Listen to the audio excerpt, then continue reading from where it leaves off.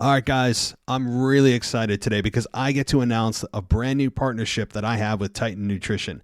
They're one of the most trusted and respected supplement brands in the industry. You can find their products in supplement stores all across the country. They have a wide range of products from proteins to pre-workouts, vitamins, superfoods. All of their products are backed by the CGMP, which is the Greater Manufacturing Practices, and using FDA-monitored facilities with third-party testing. I've tried several of these products, and I can tell you right now, they are of the highest quality that I've ever had, specifically the protein. If you like a good whey protein powder, and you're trying to bulk up or you're just using it as a meal replacement, I'm telling you right now, guys, it is better than the big guys. We all know who they are. And it's better than going to your local GNC. I'm telling you right now, and it's more affordable. So head on over to titannutrition.net and check out some of their protein flavors like cinnamon roll, cherry bomb, berry, strawberry sorbet. I'm telling you guys, and here's another little perk to do so. If you use discount code WWE at checkout, you get 10% off your order and free shipping. So go over to titannutrition.net and use the discount code WWE. You can also click on the link that's in the show notes. Again, that is titannutrition.net and use code WWE. You will not be disappointed. This is WWE superstar Drew McIntyre, and you're listening to the WWE Podcast.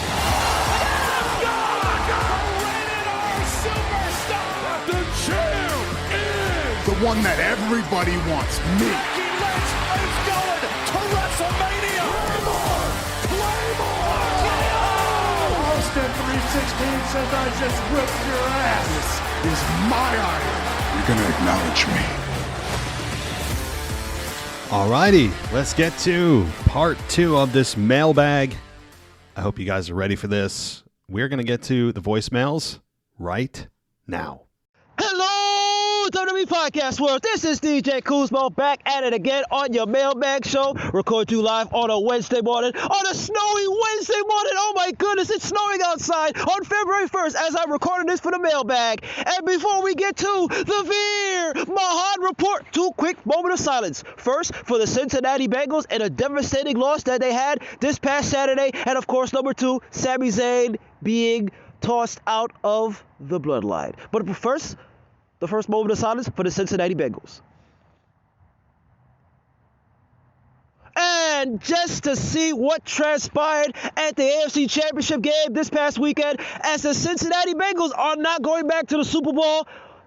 They lost to the Kansas City Chiefs by the score of 23-20 in a nail-biting finish. This game could have went to overtime, and hopefully the Cincinnati Bengals could have pulled off the victory, but it was not the case, as the Kansas City Chiefs did not want to get their tails handed to them a second time by the Cincinnati Bengals. So, shout out to the Cincinnati Bengals and the Who Dey Nation, because absolutely nobody thought that this team would make it back to the playoffs. Nobody thought that this team would make it back to the AFC Championship game, because, you know, when you play the Super Bowl and you try to come back the following season, everybody has that quote-unquote Super Bowl fever. But the Cincinnati Bengals did a great job this season to get back to the AFC Championship game, but it wasn't enough, as the Kansas City Chiefs, those damn Kansas City Chiefs and Patrick Mahomes, ended up with the victory over the Cincinnati Bengals and the Who Dey Nation with a score of 23-20. Now, another quick moment of silence for Sami Zayn, our honorary use, Sami Zayn. So as you all saw this past Saturday at the Royal Rumble, what transpired, just to see Sami Zayn's lifeless body, it almost brought a tear to my eye to see the fact that Sami Zayn had to go through this, the fact that this had to end this way for Sami Zayn. We all love them.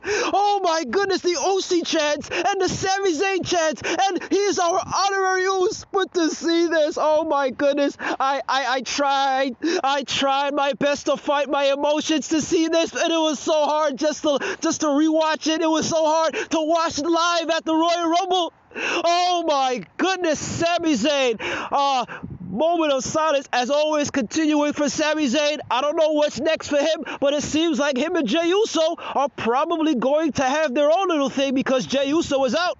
But sad to see Sami Zayn.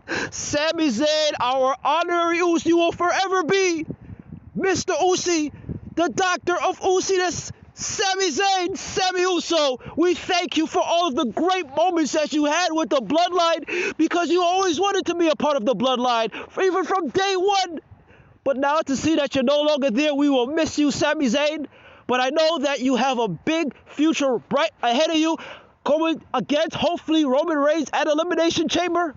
But I know this is kind of hard, but we gotta move on, guys. We got to move on, and let's move on to the Veer Mahaan Report. Now, the Veer Mahaan Report has been brought to you by one of those awesome wrestling podcasts out there that is now on the come up, and I'm talking about the WWE Ringside Podcast with none other than Robert Nelson. That's right, the same Robert Nelson that time to time he comes on the Mailbag to send his emails, to send his voice messages. I was on his last episode. We did a Royal Rumble preview, and it was an awesome time chatting with him just to pick his brain as to who would probably win the Rumble and all of the other matches. So, if you get a chance, when you get a chance, put your listen on to the WWE Ringside Podcast with the host, Robert Nelson, as he talks about what happens on SmackDown, as he talks about what happens on Monday Night Raw, and he gives his dream matches and takes of what's going on in professional wrestling, not just only in WWE, but for the time being, he is talking about WWE. So, it is the WWE Ringside Podcast with Robert Nelson. So shout outs to him. Keep doing what you do, my friend. And I can't wait to see what you have in store for 2023. Now let's get back to the Veer Mahaan Report. Now the Veer Mahaan Report took place last night on NXT. And what a beauty, what a sight to see that we got the tag match of the In the Share of my guy Veer Mahaan and Sanga against the Creed Brothers. We got that to open up the show last night on NXT. And it was an awesome match. An awesome match between these two tag teams. And of course, we did have the modern day Maharaja Jinder Mahal supporting the guys, supporting Veer Mahaan, supporting Sanga as he was outside the ring. Now, let's get to some interesting spots that took place. First, I gotta give credit to Julius Creed. Julius Creed did what I thought to see may be impossible. That he picked up my guy Veer Mahaan and did a powerbomb. He did a powerbomb on Veer Mahaan. Who the hell does that? Because Veer Mahaan is no featherweight. He's no skinny person. He's got to be somewhere about the 200 to 300 pound weight class. So the fact that Julius Creed did that, much kudos to Julius Creed. But let's get to the kicker of this match. Now, the match got interesting for my guys of Veer Mahaan and Sanga when Julius Creed and Veer Mahaan were in the ring wrestling. And we had a point where none other than Jinder Mahal, the modern day Maharaja, held on to Julius Creed's foot. And of course, Ivy now, who supports the Creed brothers, she came in and had a little back and forth arguing with Jinder Mahal. Jinder Mahal on the ringside post with Ivy now. They were going back and forth. And lo and behold, Jinder Mahal moved out the way. Julius Creed did not see that Ivy Nile was still on the ringside post, and he bumped into Ivy Nile, and she was sent flying. She was sent flying off the ringside apron to the announce table in front of the ring. And of course, Julius Creed is like, "Oh my goodness, what have I done? What have I done?" As Julius Creed is in shock, he's not paying attention to the match because as he turns around, bam! Here comes Veer Mahaan with the $1 million lariat. The $1 million lariat to Julius Creed. And of course, Veer Mahaan hits Sanga with the tag. And Sanga comes in and hits Julius Creed with the choke slam. And 1, 2, 3. The Indian Share are the victors as they win the tag team match that we all been waiting for of the Indian Share of my guy Veer Mahaan and Sanga as they continue on in the tag team division. I hope to see them move up a little bit further to go against the New Day Poo Day. And of course, my guys, with the help of Jinder Mahal, the modern day Maharaja, This is interesting to see where the future goes for this tag team in 2023 on NXT. Now, I know I'm going over my time. I'm sorry about that once again, but this is your boy DJ Kuzmo. Have a blessed week. Be kind to one another. Stay UC, my friends, and peace. DJ Kuzmo. What's going on, man? Yeah, it's a moment of silence. If you're a Bengals fan, it's a tough day, but hey, you made it all the way to the championship game. You just didn't get to the Super Bowl.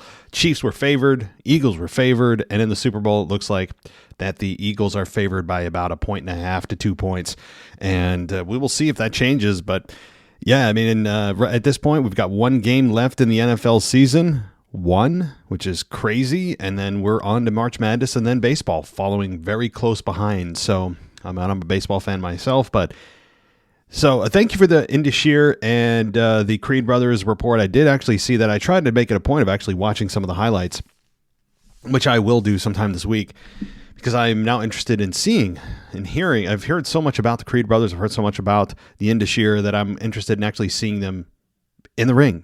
And I've heard about this match going on, or at least this proposed match for so long that I need to see it. So thank you for keeping us up to date, DJ. Thank you for, contributing as always. And let's get on to our next voicemail. Hey, it's Kyle from Baltimore. So I'm making this call before Saturday because I'm just assuming that Cody Rhodes has won, which will suck, but whatever. Again, I don't know. Again, it's now Thursday now Thursday, so I don't know what have anyway. My point of this call is that if Cody Rhodes wins, and if he has won, the feud between Cody Rhodes and Roman Reigns would be really interesting because I don't think really people will care all that much. Sami Zayn is super over. Now, though I'm not a fan of Sami at all, I could care less for Sami Zayn and also Cody Rhodes. Realistically, it should be Seth Rollins, but that's the whole conversation. It's going to be really interesting leading into the next few months with Cody Rhodes facing Roman Reigns. I mean, because all the man has said that he wants to be champion for his father. So why would anyone would care about that really? Why would Roman Reigns even care as is within the storyline? What type of story are you telling there between the two? So I know a lot of podcasters, and you're not one of them, but other podcasters I listen to, badly wants this man to be the champion, but this is a Bianca Belair situation for me, where people wanted Bianca badly to be champion, but the build to her match with Sasha and Becky kind of sucked, and her championship run has been disappointing. I feel that way about Cody Rhodes. If he does win at Royal Rumble and also WrestleMania, his title run is going to be disappointing, and people are going to have a very be slapped in the face and very disappointed in themselves to think that Rhodes is this type of god to them of being a great champion. So what are your thoughts on that? But that's it. Thanks for the call. Bye. Kyle, what's going on, brother? I'm trying not to repeat myself about the Cody situation, given everybody seems to be on board, most people, for the Cody Rhodes train, and I'm just not on that train. And the story I think they're trying to tell is that, Cody Rhodes is doing this for his dad. He's winning the belt that his dad couldn't. It's about his family. They're trying to make it sentimental. They're trying to put the emotional strings on this one so that we all somehow sympathize with Cody. They're playing the injury angle, and I understand why, because it's about comeback and triumph and all these things that they are trying to take us on the ride of, with Cody coming back, and they're showing his workout and struggle and surgery. That's a good way to get people to actually sympathize with you. And that's the road they're taking. No pun intended. That is the road they're taking, is the sympathetic one. It's the relatable one. And with Cody Rhodes and sometimes being too cheesy, he is leaning heavily on his dad method. And I think that'll work to some extent. But here's the problem. A lot of fans don't know who Cody is, especially don't know who Dusty is. A lot of fans may have seen the face. All they know is that's his dad.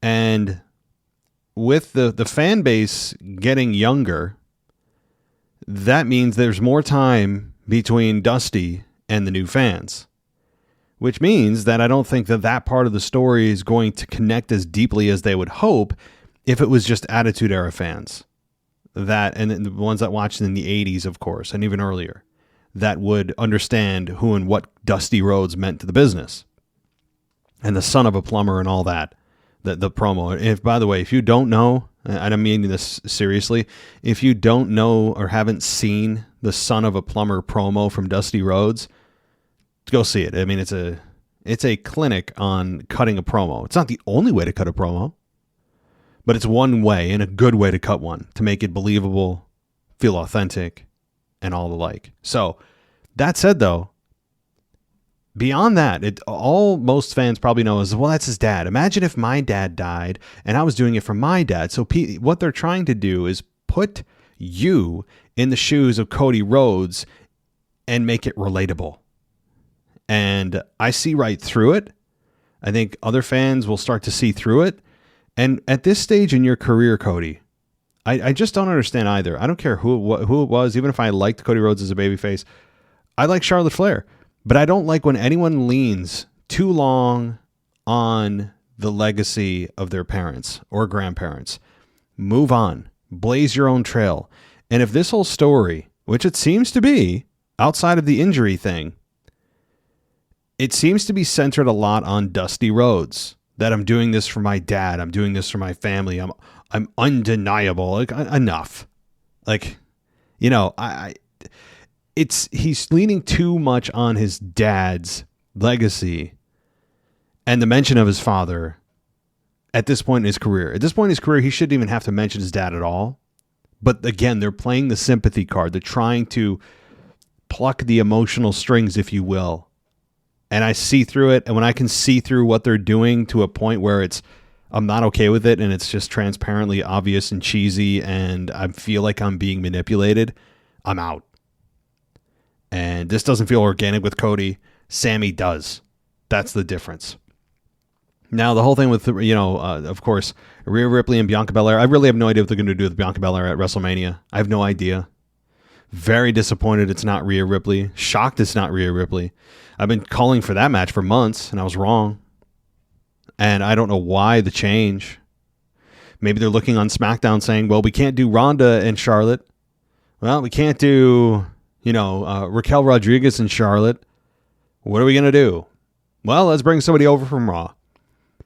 It is going to be interesting to see, though, exactly where Ronda Rousey fits into WrestleMania, if she's at WrestleMania. Maybe she's not. But I would imagine, hopefully, it's still Becky and Ronda. If it's not, I really have no idea what they're doing. You have both women in the business at the same time, both in appropriate roles, with Ronda as a heel, Becky as a baby. And now you have WrestleMania coming up. I mean, the stage is set. All the cards are in play. Just pull the trigger. And we'll have to see if they finally do that. But, while I don't think Rhea and Charlotte are going to put on, like a 5-star classic, I think they'll put on a very good match. I just think Bianca and Rhea could have absolutely tore it down. All right, let's get to the next one. Hey, what's up, WWE Podcast, Matt? This is Sean Harper from New Jersey. Good to talk with you again. I know it's been a while, but I've been very busy with work, and I do apologize to the fullest that I have not been around. But I thought I'd go ahead and share what I thought about Royal Rumble. I thought it was actually pretty good. Couple things I liked, couple things I thought was average. Seeing that a lot of championships have been retained, Bianca Belair retaining, and seeing Bray Wyatt going full blown dark character mode, I thought that was pretty cool. Cody Rhodes winning Royal Rumble, that was actually a given, because it was obvious that it was rumored that he was going to win. And I know he was going to be number 30, so that's actually even better plus. And Rhea Ripley also winning, which I thought, in my opinion, was really not the kind of result I expected, but it is what it is. They both go to Mania. And as for the Mania, it was just insane. I've never thought I'd see the end of the Bloodline. And yes, you did predict the end of the Bloodline in this recent podcast. that if it's going to be the end for the bloodline, and you predicted it right there. I'm not sure when you say you predict it, or maybe the Rumble, maybe or something like that. But for tonight's Raw, I think it should be pretty good. Cody Rhodes will probably be appearing, and that's pretty much all I've got. And one more thing. Go Philadelphia Eagles. Sorry about that. All right, have a good day, Matt. Take care. Hey, John. So, I mean, the bloodline's not dead, and I don't think it's going to die anytime soon. Sami Zayn was never really a part of the bloodline. That's the fun of the story, is he never lost, or he never was given a true Uso name, right? That was the whole thing. Sami Uso wasn't really a thing because he forever was the honorary Us, meaning you're kind of just the tag along to the band. You're never really a part of the band, and that's what the story part of it in part was built around.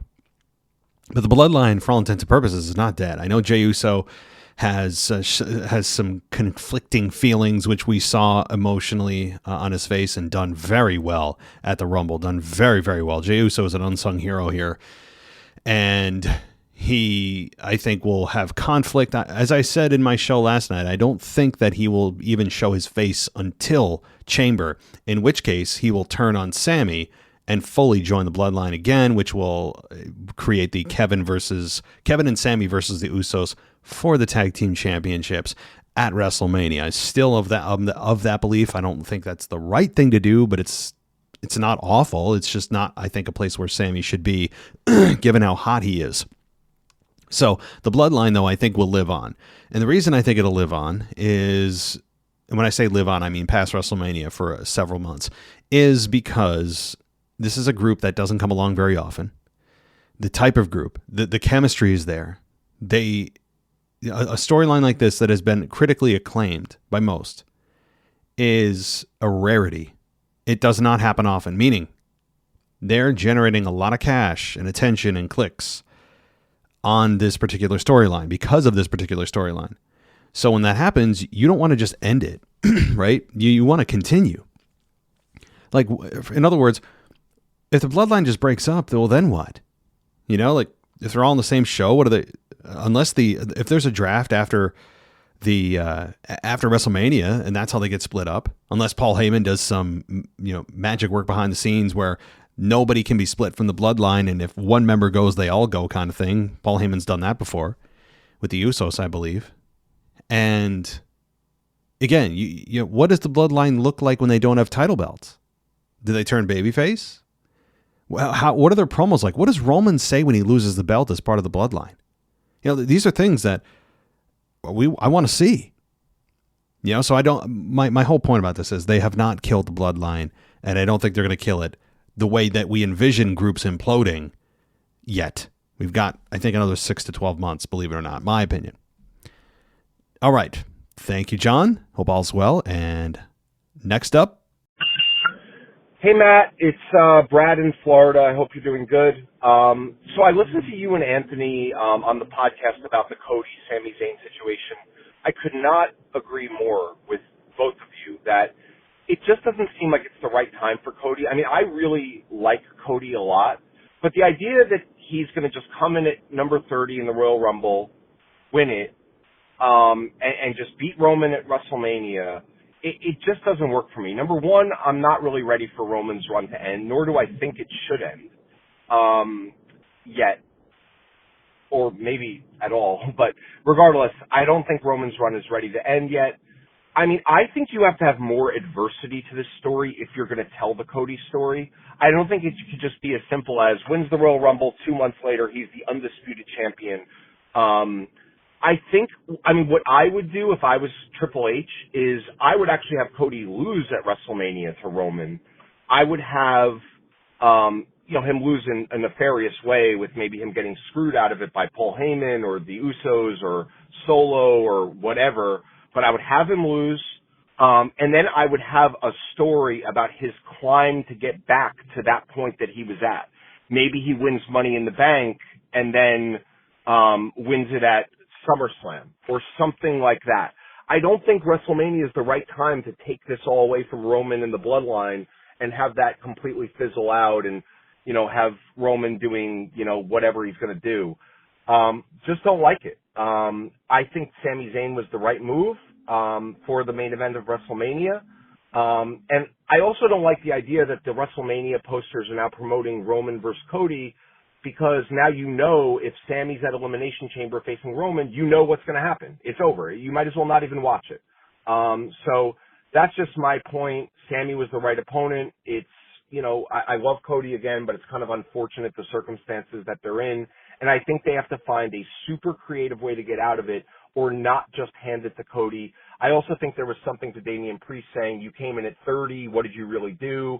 In the beginning of Raw, to Cody. I think that was strategically placed. So I hope they're going with something like my plan. Would love your thoughts on it. Love the show. Still listen constantly. And I'm going to try to call in more often, man. Thanks. Hey, Brad. Been too long, man. I hope all is well with you, too. Thanks so much.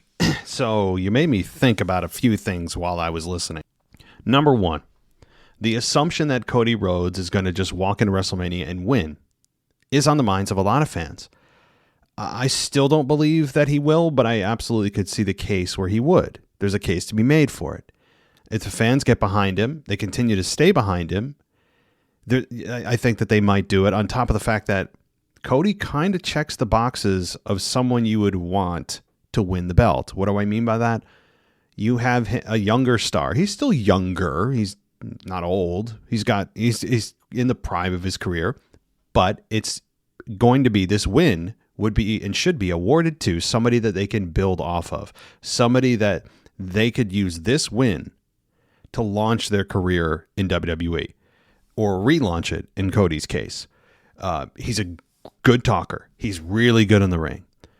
All that is true. Objectively, he is.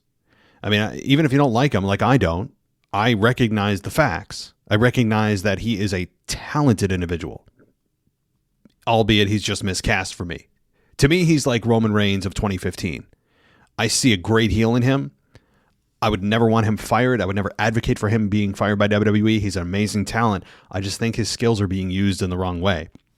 Now, everyone in the world, including WWE officials, would laugh at that statement, and they would say, have you heard the reaction for Cody over the last couple of weeks?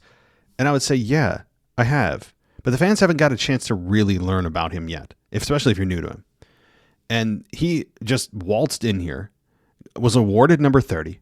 As a babyface, winning at number 30 is not exactly something I'd put on my resume or be proud of, by the way. And you cannot claim at all. You are the least qualified person to claim that you have outlasted 29 other men.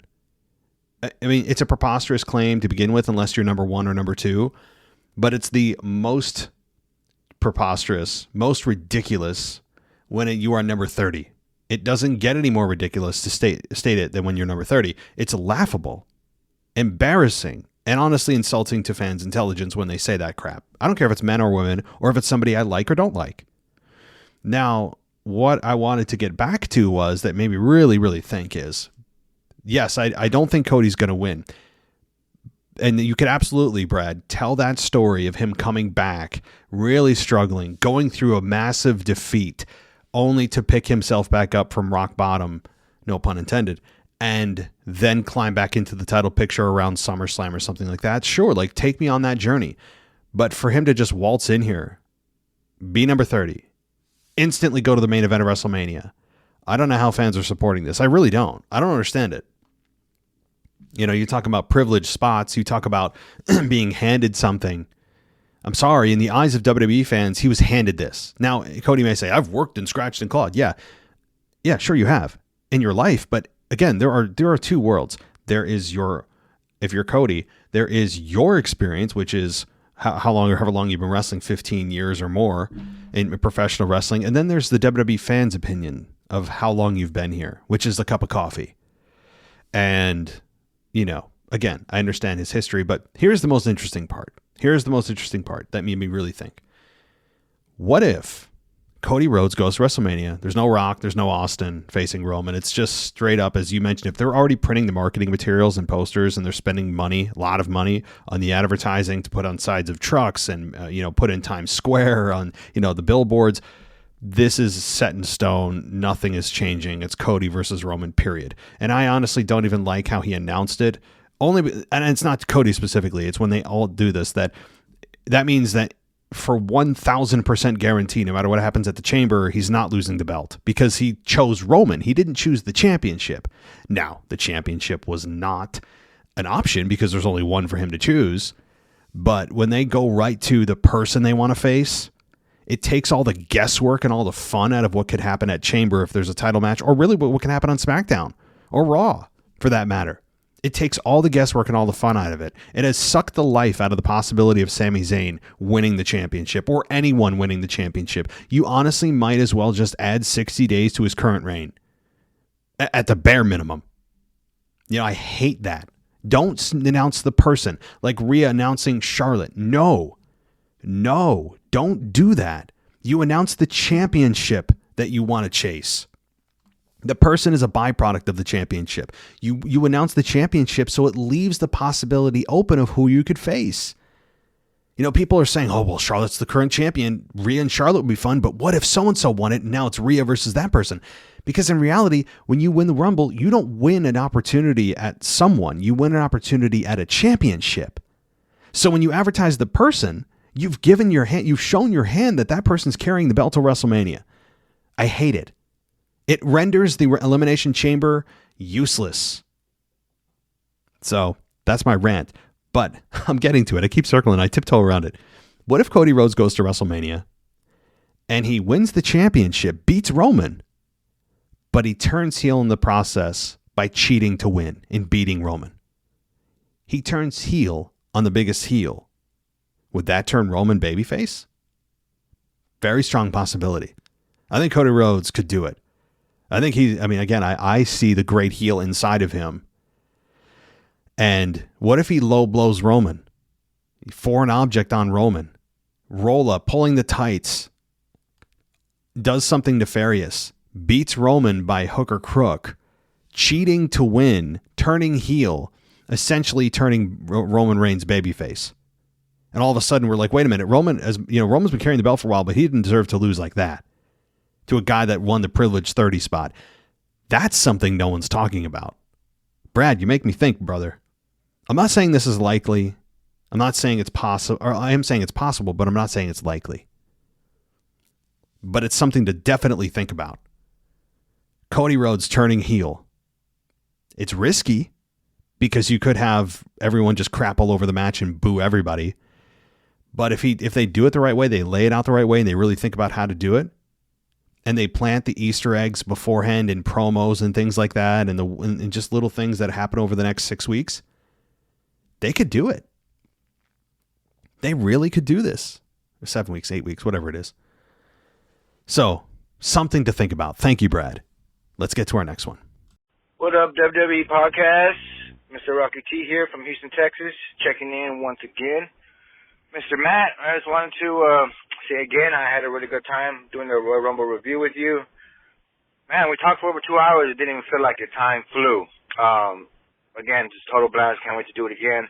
A few talking points that we actually forgot about during the review. First one is, for me, didn't they just bring back Charlotte? And then she didn't even appear on the show. That was very disappointing to me. I love Charlotte. I wanted to see her entrance or a backstage, promo or something, but nothing. So I don't know if you had any thoughts about that. Second, the merchandise. So I walked around and I saw about 4 different merchandising stands. Basically, you had one Brock Lesnar shirt. There was a Bloodline We the Ones shirt and a Bloodline hat. But that's all they had from Bloodline. There was a old retro HBK shirt, the Royal Rumble shirts, of course. They had a couple of Stone Cold shirts, a couple of Cody shirts, one KO shirt, Uncle Howdy mask, one Bray shirt. They had the Stone Cold Smoking Skull replica belt and the Universal WWE replica belt and a couple of Funkos. But that's about it. A couple of little teddy bears, but not really as much as I expected. So I just wanted to touch base on that. And then also, we didn't talk about Hardy, the performance that happened before the main event. I didn't know who the guy is. I didn't know the band. Never heard of him before. the overall consensus, I would say, well, at least in my section, when he was done performing, people were like, "You suck. Who are you? You suck." Like, people didn't really know who he was. The pyro was cool that he had during the performance, but other than that, it wasn't really that much of a pop. And I just got to listen to Current State with you and Anthony D, trashing on Cody. I get it, guys. I really get your side of it. But, I mean, yeah, he wasn't main eventer before he left. He wasn't a main eventer in AEW, but I think that was by design. He didn't want to maybe put his face. He did lead the company the first couple of years, but then he was a mid-carder, but I think that was by design. Coming back to WWE, again, yeah, big name return, but I think all the love or admiration really comes from Dusty. Dusty was so beloved that the Rhodes name is going to echo through our ears and our lifetime in WWE forever. So I think that's why they're really pushing this Cody angle. Like I said before a few times, Royal Blood beats Royal Blood. I don't think it'll happen at Mania. I think Cody should lose at Mania, and I think Sami should dethrone Roman at SummerSlam. I don't know how they get there, but... All right, Rocky T. Yeah, if you guys haven't checked out our Royal Rumble review, you're doing yourself a disservice. Check it out. It was about 2 hours long. As Rocky said, it did not feel like it. When you're talking wrestling, it's just like time doesn't exist. You know what I mean? If you guys are fans, you know what I'm talking about. And it was a great conversation. I'm glad you brought that up. No Charlotte. I mean, yeah, I don't know what's going on. I'm surprised that they didn't bring her out. It could be that they're just playing it safe by not overexposing her. I think they understand that a little goes a long way with Charlotte, and if they overexpose her, they could be right back where they were with people just booing her. Because to me, she is a better heel, but they're trying the babyface thing, and one way to keep her babyface is to not have her there as much. It worked with Roman Reigns, for God's sakes, and they didn't even do it on purpose. And so when you see someone less, it means more when you see them. You get more excited, and there's some psychology behind that. So I think it's strategic. Secondly, the merch, Bloodline shirt, you saw a Brock shirt, you saw some Stone Cold t-shirt, the Smoking Skull belt, you saw an HBK retro shirt. What that told me is they don't have a whole lot of great merch for current stars. If they're still leaning on guys that haven't wrestled in 20 years outside of Stone Cold, like that's, while it's still selling and good for them, it's kind of telling that they haven't been able to really find a guy outside of the Bloodline that really can sell merch. And the Bloodline sells merch. That's the another reason why I wouldn't break up the Bloodline. They are cash cows for WWE right now. Hardy, his performance before the main event, overall it sucked. Yeah, I mean, outside of the pyro, if you're telling me the pyro was the best thing about it, well, then that has nothing to do with Hardy himself, right? That's just, you could have had anyone out there or nobody out there and been like, wow, the pyro was great. Because the person has no effect on the pyro. So the pyro is what it is. So that's kind of sad that the best part about it was the pyro. I have zero interest in Hardy as well. I could give a damn less about it. I don't care about it. I have no vested interest in anything about Hardy. I think it's just, when I hear Hardy and wrestling, I'm like, wait, Matt Hardy, Jeff Hardy, the Hardy Boys are back? It's kind of an odd name for someone to come back, or someone to be introduced to the fans, even though he's a musician, and have him, his name's Hardy, but, there's a kind of flag that goes off. You're like, wait a minute, which Hardy, right? So Dusty, yeah, I mean, that is the central focus here. As I've said, I mean, part of it is the injury. I'd actually lean more on the injury and not so much on Daddy. Because as I've said, when you lean on something that is what got you into the business, you can't lean on it forever. And in fact, as you go on in your career, you should lean on it less and less. In Cody's case, he's leaning on it more and more storyline-wise. And when you lean on it more and more and more, it ties you to they're trying to tie him to Dusty, but what it does is also make him look weak. What do I mean? When you have to rely on somebody that got you in the business to stay relevant, you're not doing your job. Period. If they're still leaning, and Cody's still leaning on Daddy to get through the storyline, I mean, that should be something that happens early on, not at this point in his professional wrestling career. So I think people are going to see right through this. I am of the belief that slowly, and it's going to be a very slow process, that by the time we get to WrestleMania, there could be a mixed reaction for Cody. I'm not saying he's going to get booed out of the building. I wish he would, because that would be send a message to WWE that, like, you did a poor job of casting Cody. Again, Cody's a great talent, but he's a heel in my mind. But I think he might get a mixed reaction at WrestleMania. I really do. I think in the worst case scenario, he'll get a mixed reaction. In the best case scenario, he'll get 75, 80, 90% cheered. And that may be the more likely scenario, but I do think there's a strong possibility that there's a mixed 50-50 reaction for Cody at Mania if they don't do this correctly. All right. Thank you so much, buddy. And let's get to the next one. Alex, the French guy here, your current European champion. All right. Before I start, thank you, Chris from Alberta, Canada. Sorry. Thanks for thinking of me in my master degree. All right, about the Royal Rumble. We'll get into the European Championship, I think at the end of the audio or maybe next week, because there's a lot of talk about today for everybody. Royal Rumble is done. I saw the show live. It's rare that I see a pay-per-view live. And to be honest, the pay-per-view started with the Royal Rumble. I was pretty disappointed by the Royal Rumble, not as a show, but as the first match, the men's Royal Rumble. I think it was pretty predictable.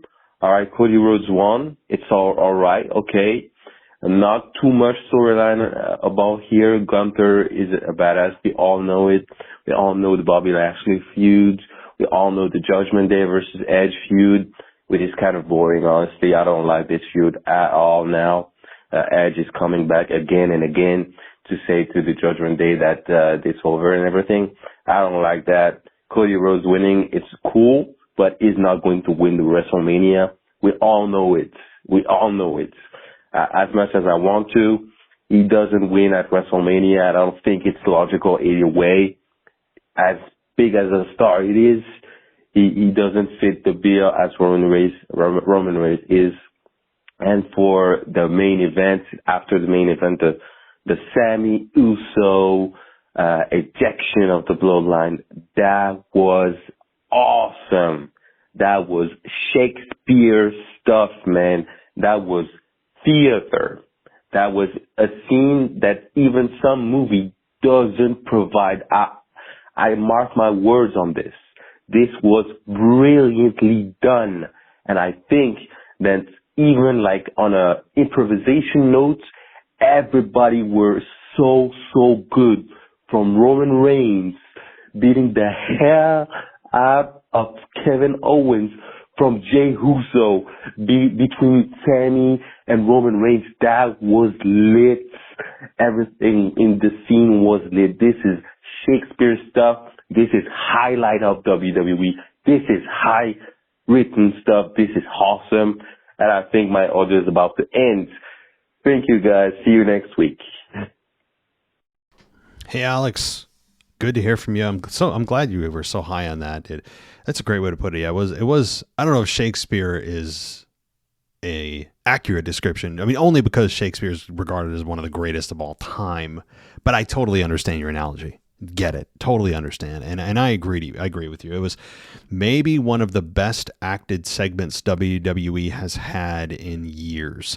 And again, Sami did his part perfectly. Paul Heyman did his part perfectly. Jay especially was he was on point exactly. Roman Reigns with his facials and the way he went down and looking back at Sami, and Sami with anger in his eyes after he'd done what he did. The only critique I could have is, why didn't Sami continue the beatdown? I mean, he knew what the bloodline was going to do to him. You know, like, why not get your shots in? If you're going to turn. Don't kind of do a little bit of it and then, you know, at least get a couple of licks in, because you know what's coming. And instead he just stood there. However, the argument against that is, well, it allowed the audience to have a moment to absorb what happened, because that moment was being built for so long that when it happened, you had time to absorb it and digest it and take it in. Take it in, man. Well, the Y2J there. So I understand totally why they did it the way they did it, instead of having Sami just go completely balls to the wall on Roman, it also only gave you a taste of what you want. It only gave you a little tease of what you want. So, you know what? I guess I argued myself out of that point. But Alex, I hope you're doing well, buddy. I hope you continue to enjoy this story. It is definitely one of the best that they've ever produced. And I hope that the eventual match that we have here with Sami and Roman isn't just a one-off. I hope that it continues somehow past Mania, because you can't just have months and months and months and months and months and months of build to have one match where we all know Roman's going to beat Sami in Montreal to give him even more heat. But that's it, right? Like, how can it just end there? It ends in one match on a B pay-per-view? No, right? Like, you can't do that. I think there's also going to be some leftover resentment for Cody, because after Sami loses at Chamber, because, there's like a 95% chance he does, there's no way that Cody and Sami would ever main event together. It just never would ever happen. Even a triple threat doesn't make sense because it would turn Cody heel instantly. But to me, you have this match. You know who's going to win. You know who's going to lose. You know Sami Zayn has no chance. At that point, you're thinking, oh, well, at least there's WrestleMania. Then you're like, wait, oh, crap, he can't. Cody Rhodes already has that spot, a guy that came in number 30. So Cody Rhodes is going to be viewed in the minds of fans, subconsciously or maybe consciously, as this roadblock, as this unnecessary part of the story when we haven't finished Sami and Roman yet. Do you see what I'm saying? So that's why, again, in part, I think there could be a mixed reaction for Cody at Mania. All right. Or as the announcers would label it, a bizarro world, or when I forget the silly phrases they use whenever there's a crowd that doesn't go along with the narrative that they've put out. But Bizarro World is one from Jerry Lawler, especially when they go to Canada. He did that a lot. Or what did they say? The fans are certainly passionate tonight. They just like generally label the fact that, wow, we aren't doing well because the fans are not going along with what we tell them to. But anyway, we'll cross that bridge if and when we get there. Hopefully we do. All right. Thanks, buddy. Let's get to our next one. Oh, hey, Matt. It's Bevan from Australia. A long time no chat. I've been absent for a long time, and we got a different streaming service to watch some television shows the other week, and lo and behold, it gave us the free WWE Network as part of the subscription. I thought, well, this is too good to be true. So then I tuned in and watched Royal Rumble, and thoroughly enjoyed being back watching it, to be honest. So loved how it ended, but I feel like WWE have gone and put themselves in the corner with this. I mean, the pop Sami got was so good. I thought it was great anyway. I think a lot of people did. But now, where does that go? It's kind of knowing that Cody's going to challenge at WrestleMania. You think, well, Sami Zayn's going to lose out somewhere along the line, and they've done such a great job at creating the storyline, and now they've shot themselves in the foot. So I know you carried on about it in your Raw review, so I won't do the same. But yeah, it just seems to me it makes Elimination Chamber seem very, very redundant now, because this is the best storyline, and they've gone and made it a non-event at the next pay-per-view. So I don't know, maybe they should go straight from Royal Rumble into WrestleMania. Sometimes it's good to have a big gap between pay-per-views, especially going into Mania. You want to build up something that's just going to build and build and build. And I don't know, I think Sami Zayn versus Roman at WrestleMania would have been a greater show, though it's not going to happen because Cody won the Royal Rumble. So, yeah, what a bugger up. That's all I got to say about it. Anyway, I feel good to be back. So, feeling reinvigorated. And now that I've got a free channel at home, I think I might be watching a bit more again. So, hope you will, and glad to see your show still going well. Cheers, mate.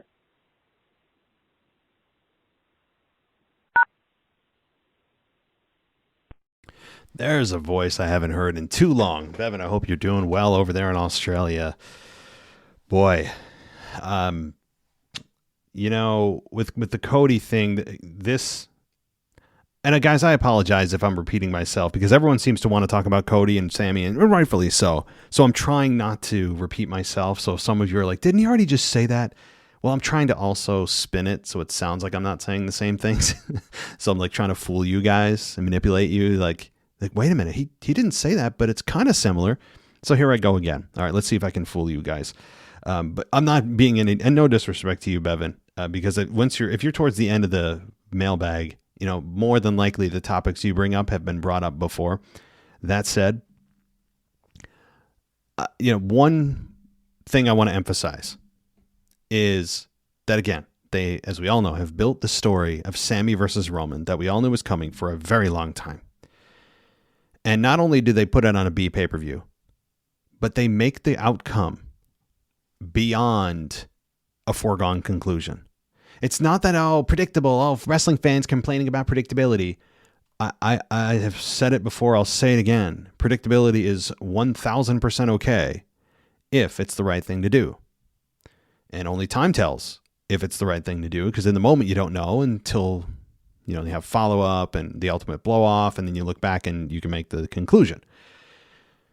That said, I just have a hard time believing that they would build all the way up to this and then have it be the most foregone conclusion of foregone conclusions, which is exactly what it is right now, of Sami versus Roman, knowing Sami's not going to win. Like, you would at least want to make a storyline this hot that doesn't come along very often somewhat plausible, somewhat like, wow, this could maybe happen, right?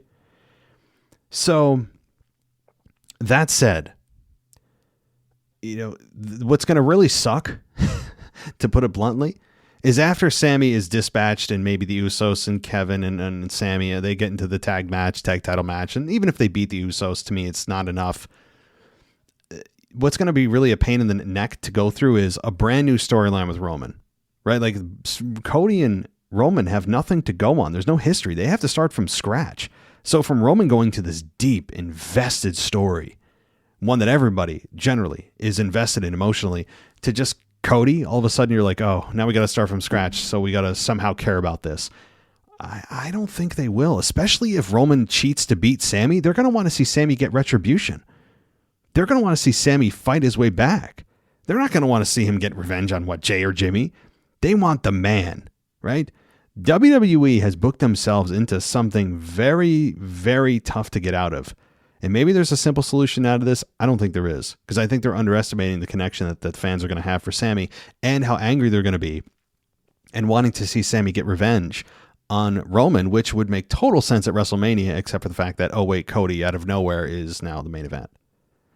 I'm telling you, there's going to be a lot of resentment for Cody, and the fans are going to be exhausted mentally, emotionally, to try to just suddenly get invested in a Roman Cody story. I don't think the fans are going to have the energy or the mental capacity for it, because the story they want is Sami. That's the story that they want. And I think WWE is going to learn this the hard way. Thanks so much, Bevan. I really hope all is well, and good to hear you. I hope you continue to, on at least a semi-regular basis, chime in on our mailbag. All right, I think this is our last voicemail, so let's get to it, guys. Hey, man, this is Justin from Maryland. Just wanted to get my thoughts on a couple of topics. So first, Roman Reigns and the Bloodline storyline. I definitely enjoyed the things that happened. I didn't expect Sami to, actually turn on Roman, but I figured it would go like that. But anyways, I enjoyed that. So hopefully we get Sami and Roman at Elimination Chamber. That'll be a good match.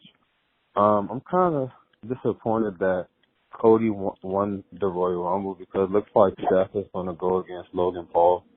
But I don't know. I'm really hoping that Roman retains. Hopefully somehow he's slam, like you said, and then Seth be the one to take it off him, because I don't really want to see Cody as champion. So that's that. Next, Rhea Ripley. I'm surprised that's challenge started. I thought it was obvious she would get Bianca, but I maybe they're just saving that for later on. But I definitely think she's gonna take the title off Charlotte. I don't know if you remember, but a couple of years ago, Charlotte beat Rhea for the NXT Championship. So I think that's probably why she chose Charlotte. She just wanted to, get that revenge, I guess. So that's cool. I'm interested to see who Bianca's going to face. hopefully it's Asuka. I think that would be the perfect person to take the title off of her, especially with her new gimmick. Next is Seth. I mentioned it earlier. I'm disappointed. It looks like he might get Logan Paul. I'm kind of disappointed because I honestly want to lose that match because Logan Paul hasn't had that major win. So I'm kind of like scared because I don't want to see Seth lose again. He already lost to Cody 3 times. Yeah, he won the U.S. title, but that title reign was short. So now he's losing matches again, and then he's going to go against Logan Paul. Looks like so. I don't know. Hopefully they do this right somehow. Hopefully Seth goes over, but it looks like he's going to get Logan Paul, and I don't really have any interest in that match. I think my time is almost out. I want to say Lashley, him and Brock. It looks like they're going to go with that part at the Chamber. I was definitely surprised that he eliminated Lesnar so quickly, but I guess that's the way that they're going to continue that story. So I don't know. I'm guessing Brock's going to go over. I'm not. Justin, yes. You got very close to the end there, but let me talk about Lesnar. There you go. There's a name you never thought you'd hear. Lashley and Lesnar. Yeah, I guess they're going to continue this to WrestleMania. Honestly, I don't care. I really don't care about this rivalry, which is really odd to say, given for so long we all wanted to say, and we have said, why didn't Lashley and Lesnar ever clash? Wouldn't that be awesome?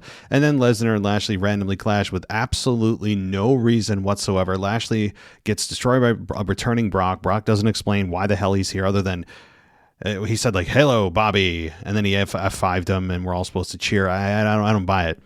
I don't like it. I don't understand it. I actually think the Hurt Business and the Bloodline at some point are going to get together, probably after Mania. Anyway, I have no vested interest in Lashley and Lesnar. I don't know why I can't say those together. Anyway, Logan Paul and Seth Rollins. Now, I've said this before. I'll say it again. This is a match no one asked for. Like nobody's asking for this, but it's one of those matches. While we'll begrudgingly go into it, at the end of it, we'll probably say that was a really good match, right? Like for this one, no one really cares about the story. It's about how good their match is, which is sad to say because I'm all about story, usually less on the wrestling. But in this case, like, okay, we're going to look at this and go, how good of a match can they have? And the answer is probably a very good one.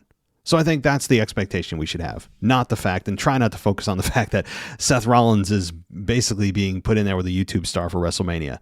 Now Logan Paul's a legitimate athlete. Okay, he's not just some useless YouTuber. He's got some accomplishments behind him. He's a successful guy, no question. Even Johnny Knoxville last year, which I thought was an embarrassment for Sami, they did a very good job on that match. Begrudgingly, I had to admit that. So I think Logan Paul and Seth, you have to look at just the quality of the match and forget the rest, sadly. But I agree. Seth Rollins should be the one to take it off Roman. I agree. All right. Rhea beating Charlotte? Yes, 100%. I don't care if Rhea was facing Roman Reigns at WrestleMania. She should win. Rhea Ripley deserves a championship. She has earned it. She has earned it this year. She's the one that deserves the you deserve a chance, not Cody. I mean, when he got the "You Deserve a Chance" on Raw, I was thinking to myself, did they just put that in like post-production? Like, what are you talking about? He deserves it. Under what circumstances? What for what? I want the fan that thinks he deserves it to explain why. I don't know, but Rhea Ripley, yes, beats Charlotte in probably a very good match. I'm disappointed it's not Bianca, but she'll beat Rhea, or she'll beat Charlotte.